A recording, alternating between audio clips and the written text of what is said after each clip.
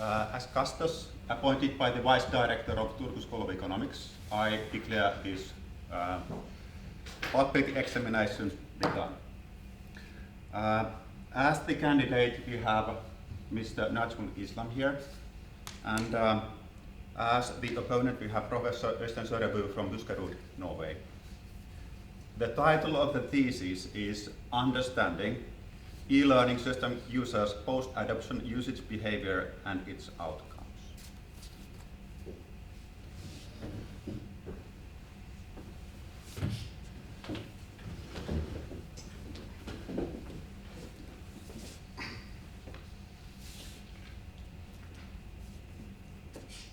Learned Custos, my esteemed opponent, ladies and gentlemen, thanks for coming to this doctoral dissertation.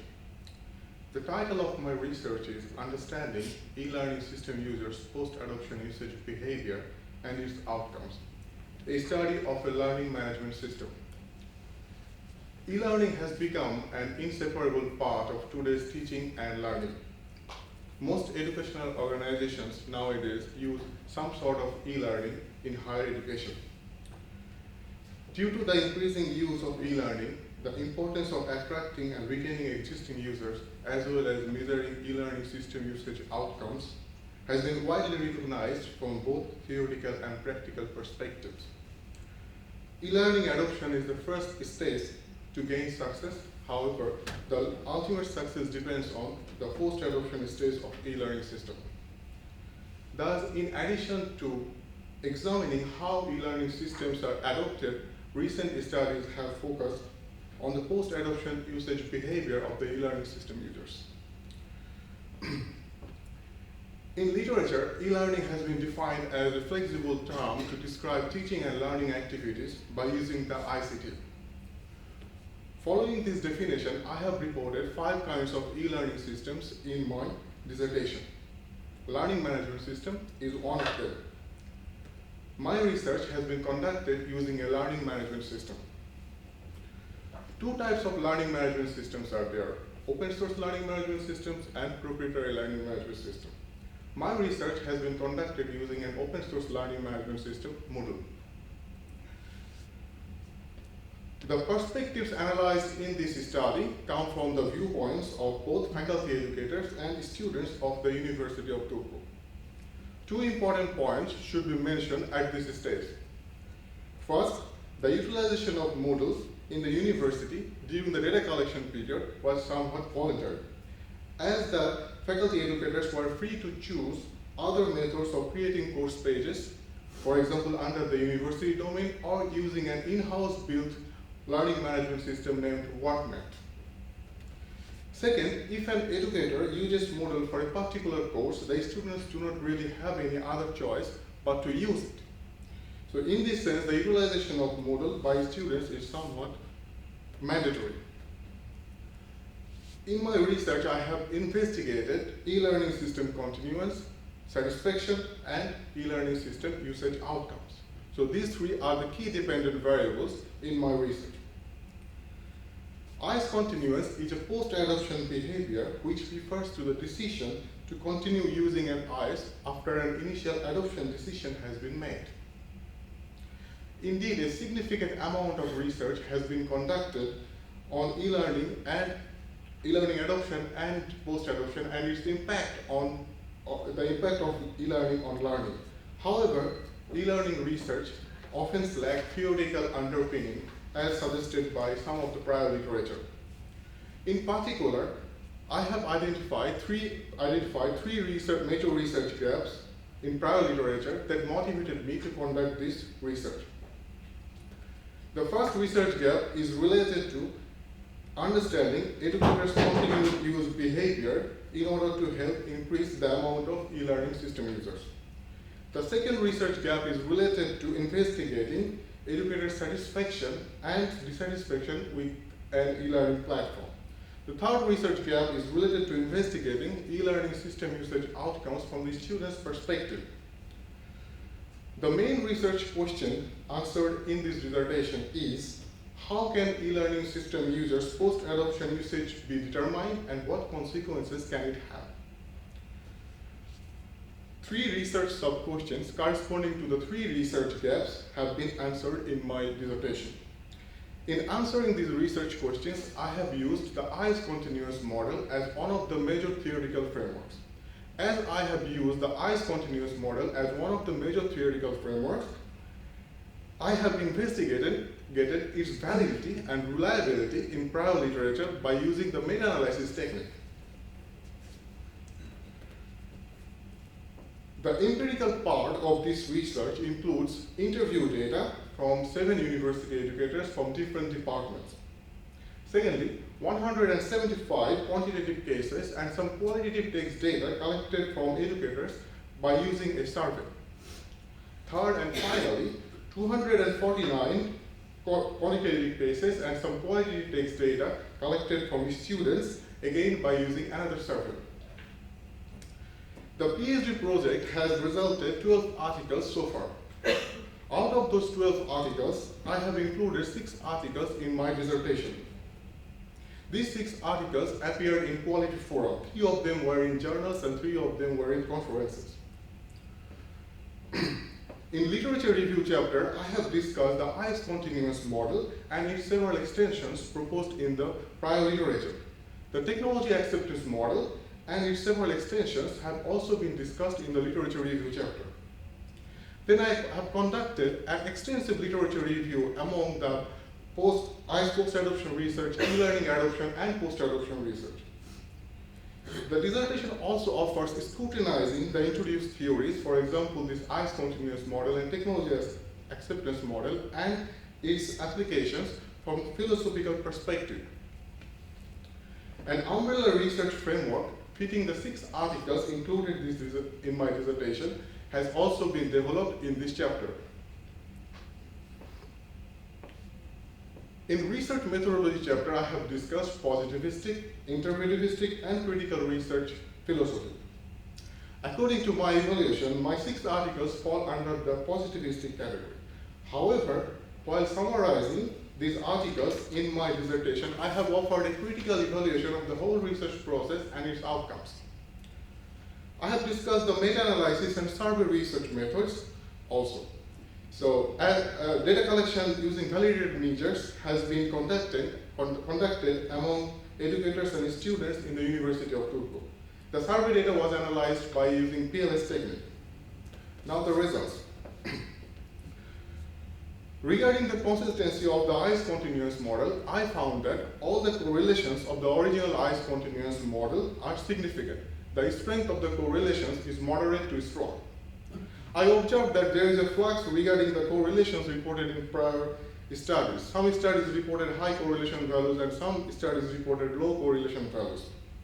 My meta-analysis revealed that the flux regarding the correlations was due to the research settings, especially the geographical area where the data was collected and the type of respondents, students versus non-students.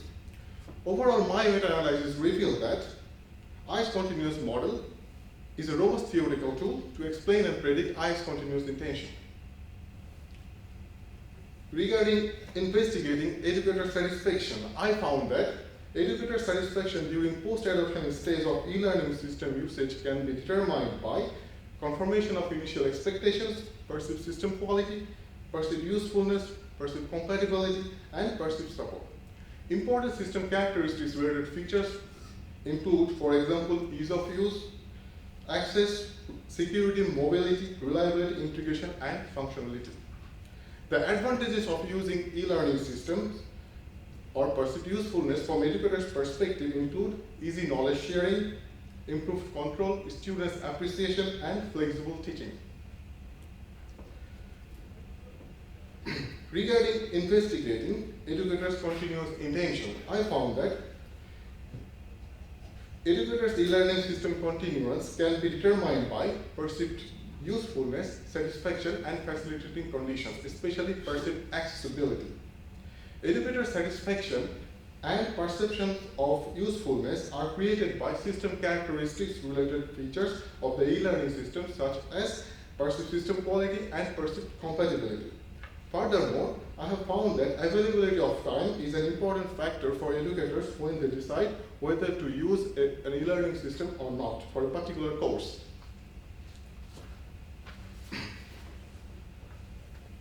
Finally, regarding e-learning system usage outcomes from a student's perspective, I found that e-learning systems have the great potential to assist students in their study. Such assistance may help them to achieve better academic performance. However, it should be remembered that more use may not bring necessarily good for benefit to the students. In practice, both students and educators need to use it effectively. Educators are especially required to develop an effective learning environment to match their teaching approach and the type of course by utilizing the available system features. Based on the answers of the research sub-questions, the explicit answer of the main research question is a combination of the ICE continuous model and unified theory of acceptance and use of technology can be used as the underlying theory to investigate e-learning system users' post-adoption usage behavior, assuming that behavioral intention determines actual behavior. However, the combined model should be extended to include e-learning system usage outcome-related variables in order to be able to investigate the e-learning system usage outcomes. From a student's perspective, behavioral intention is determined by perceived usefulness, satisfaction, and perceived access. From a student's perspective, e-learning system usage may influence their perceived learning assistance, which in turn affect perceived academic performance.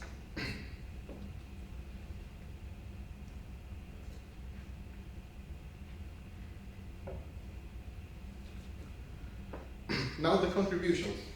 In general, the contribution of my dissertation can be directed to two broad fields of research: ICE post-adoption research and e-learning post-adoption research. There are two major implications for the ICE post-adoption research. First, to the best of my knowledge, the meta-analysis of the ICE continuous model to test its consistency has not been done before. Overall, I found that the correlations of the original ICE continuous model are significant. The strength of the correlations is moderate to strong. Type of respondents and the geographical area where the data was collected are the potential two moderators. Second, there is an argument whether perceived ease of use remains important during the post-adoption stage or not. My research results suggest that perceived ease of use remains important in the post-adoption stage too. Now there are 6 major theoretical implications to the e-learning post-adoption research. First, I found that the object-based beliefs such as perceived system quality and perceived compatibility are more important than the behavioral beliefs, for example, perceived usefulness, in determining and predicting satisfaction during post-adoption stage. Second, I found that the sources of satisfaction and dissatisfaction may differ in a particular context. Especially the dissatisfaction-based evaluation is very important because it can address why some users initially adopt a system but choose to discontinue their usage during the post-adoption stage. Third, I have extended the ICE continuous model by using perceived system quality. The evaluation of the extended model revealed that perceived system quality is determined by confirmation of initial expectations. In addition, I found that perceived system quality has an indirect effect on the continuous intention via perceived usefulness and satisfaction. Fourth, unified theory of acceptance and use of technology or without-based evaluation of ICE continuous is rare in prior literature. Thus, I conducted an without-based evaluation of ICE continuous, and my without-based evaluation provides a refined view how educators' continuous intention is determined by its determinants. Fifth, I went beyond usage and investigated 2 outcome-related variables: perceived learning assistance and perceived academic performance. I also discussed how term variables are related to the outcome variables. And finally, the proposed model can be used as the starting point for future research. The dissertation also brings valuable implications for designers, support team, educators, heads of departments, and rectors. However, I should mention that there are some limitations with my research. First, the study has been conducted in a single setting, only in the University of Turku. The study is cross-sectional. Educators' intention has been studied, not the actual behavior.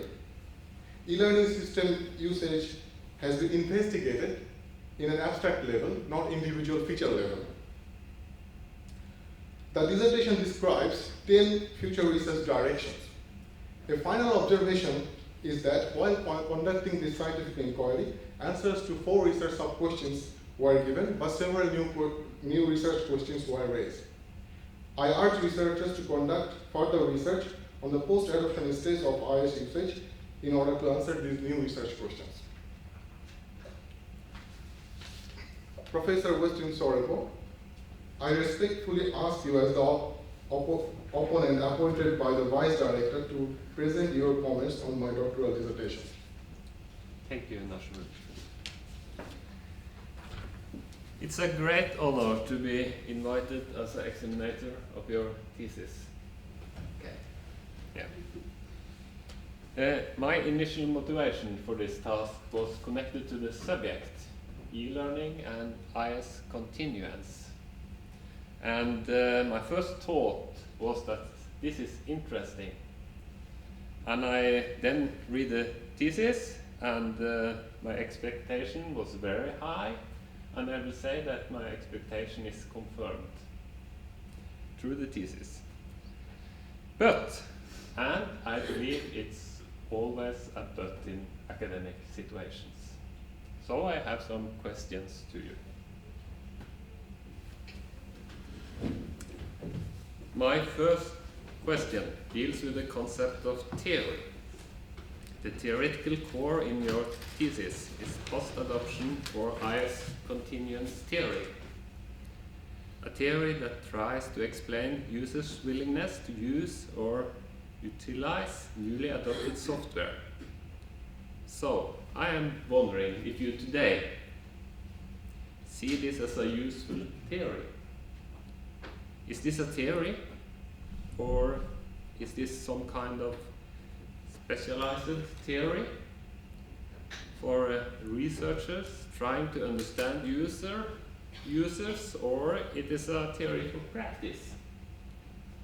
For example, a theory for understanding how to motivate user for continued use. Do you think there is theory for research and theories for practice in the IS field? Or are they similar? Thanks for the question. It is a very good question indeed. Nothing is more practical than a good theory. So, a theory should have research meaning, and also it should bring something to the practice as well.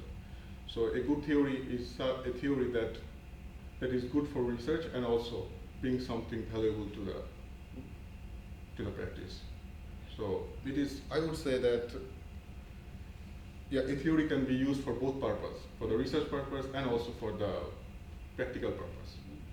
But can you tell me what a theory is? What Yeah, do you think yeah, a theory is? yeah. Is there different theories? Yeah, there are a little bit different theories. For example, a theory can predict something. A theory can explain and predict something. Yeah.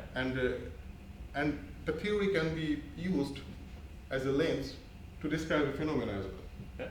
So there are different theories in information system. For example, if I think about the theory of prediction, kind of Moore's law that predicts like every 2 years, the price of the computing technology will be half, but the power of the computing technology will be twice or something like that. Yeah. So this is a theory that predicts the future thing, but it doesn't explain why it is. But then there could be theory that could predict and explain. For example, this technology acceptance model. Mm-hmm. So it predicts and also explain why usefulness is important to predict the behavior or something. Yeah, that's very good. What is the elements of theory? The last theory was talking about theory you could predict and explain. What will you say is the elements? It is explaining, what is the parts of a theory? Yeah, the part of every theory should have some construct, Yeah? and there will be some relationships between the construct. Yeah? And yeah, a construct is kind of the language thing. Yeah? Yeah, and then yeah, and then the theory should be tested by using the observation. Why do we need constructs? What's the It is meaning the of constructs?